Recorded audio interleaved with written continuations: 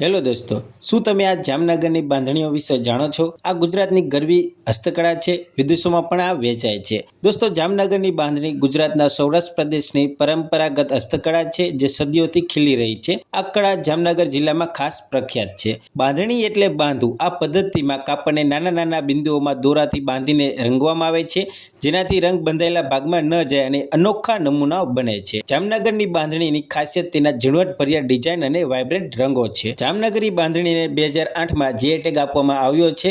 જામનગરી બાંધણીમાં ઘરચોળા, ચાદરક, શિકારી, અંબાડી જેવી પરંપરાગત ડિઝાઇન પ્રખ્યાત છે. તમને આ 600 રૂપિયાથી લઈને 80,000 રૂપિયા સુધીની કિંમતની સાડીઓ બજારમાં જોવા મળશે. લગ્નની સિઝનમાં આ સાડીઓની માંગ ખૂબ જ વધે છે અને ખાસ કરીને નવરાત્રી દરમિયાન ગરબા માટે ગુજરાતની મહિલાઓ બાંધણીઓ પહેરવાનું પસંદ કરે છે. તો ચાલો દોસ્તો, આવી જ ગુજરાતની રસપ્રદ વાતો જાણવા માટે અમારી ચેનલ સાથે જોડાઈ જજો, એટલે કે ચેનલને સબસ્ક્રાઇબ કરી નાખજો. જય હિન્દ, જય ભારત.